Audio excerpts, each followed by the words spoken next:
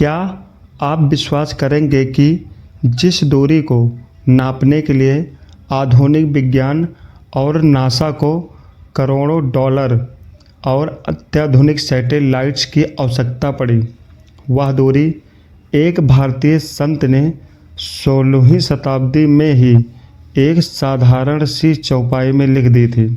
जब पश्चिमी दुनिया यह मानती थी कि सूर्य पृथ्वी के चक्कर लगाता है, तब गोस्वामी तुलसीदास जी ने हनुमान चालीसा की एक पंक्ति में सूर्य और पृथ्वी के बीच की सटीक दूरी कैसे बता दी।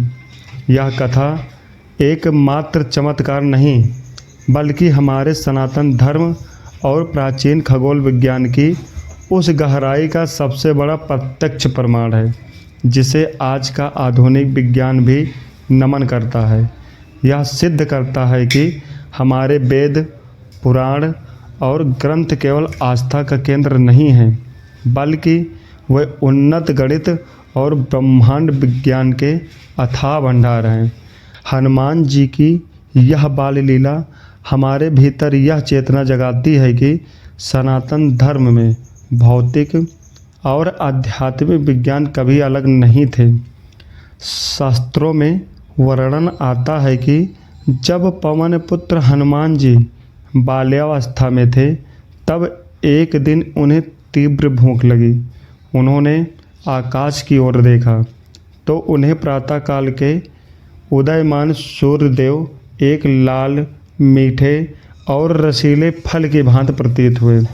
अपनी दिव्य शक्तियों और असीमित ऊर्जा के प्रभाव से बाल हनुमान ने एक ही छलांग लगाई और उस मीठे फल को खाने के लिए अंतरिक्ष की ओर उड़ चले।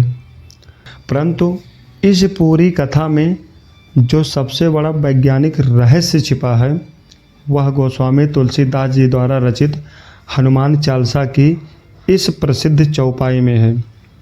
जुग सहस्त्र योजन पर भानु, लील्यो ताहि मधुर फल जानू।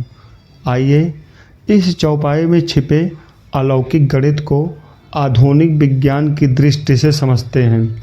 हमारी प्राचीन वैदिक गणना के अनुसार एक युग या युग का अर्थ है 12,000 दिव्य वर्ष, एक सहस्त्र का अर्थ है 1,000 और एक योजन या योजन का अर्थ है 8 मील।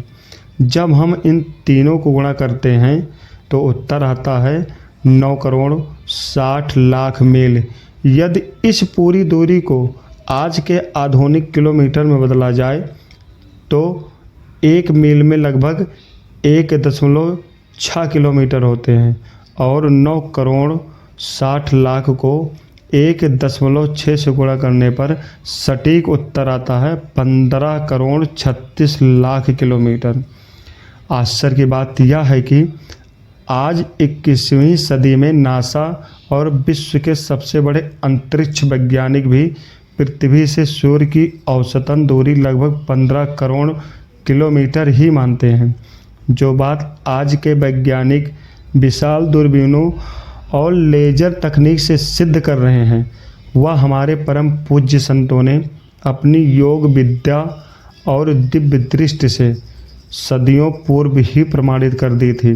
बाल हनुमान द्वारा सूर्य को निगलने की यह चेष्टा केवल एक बाल लीला नहीं थी, बल्कि ब्रह्मांड के सबसे बड़े रहस्यों में से एक को हमारी उंगलियों पर रख देने वाला एक महान विज्ञान था।